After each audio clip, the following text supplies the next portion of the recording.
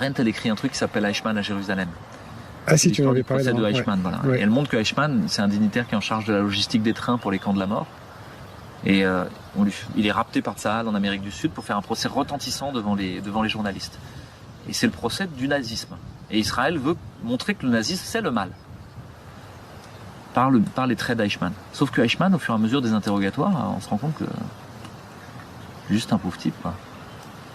Lui, il s'en foutait, quoi. Pas particulièrement même méchant, en fait. Il voulait juste que les trains arrivent à l'heure.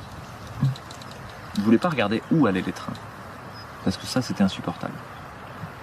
Et donc, elle a cette phrase qui est une déflagration dans l'histoire de la philosophie morale. Elle parle de l'extraordinaire banalité du mal. Et en fait, le totalitarisme n'arrive que à cause de cette extraordinaire banalité du mal, parce que des gens refusent de regarder où vont les trains. Aujourd'hui, quand des gens se font les porte-voix du gouvernement et répercutent les propos de la propagande en disant « il faut se faire vacciner, il faut se faire vacciner », mais où va le train? Vers quoi ça nous emmène? Ouais, c'est ça le truc. Vers quoi ça nous emmène cette vaccination, ce passe vaccinal, ce mélange des genres entre une société sanitariste et une société totalitaire? Le côté sanitaire, normalement, n'a pas à voir avec le côté démocratique. C'est une affaire entre un médecin, un patient. Non, là il y a un mélange des genres.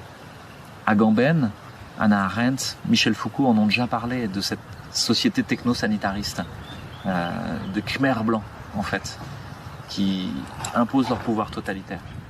Il ne faut pas laisser faire, c'est en cours depuis longtemps, ça fait longtemps que ça se mature. Voilà. Oublier le passé. C'est une des caractéristiques du totalitarisme aussi, d'oublier le passé. Et de faire que surtout on s'en souvienne pas. Qu'est-ce qu'il fait Raoult aujourd'hui? Il se souvient du passé, il se souvient que pour le SARS, ça avait marché l'hydroxychloroquine. Il se souvient qu'il a testé cette molécule sur des lignées cellulaires. Il se souvient que l'hydroxychloroquine, dans les vieux livres, ça marchait.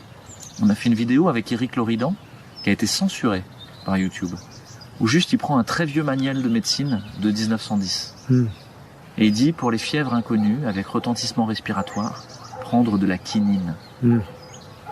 C'était déjà marqué par les anciens.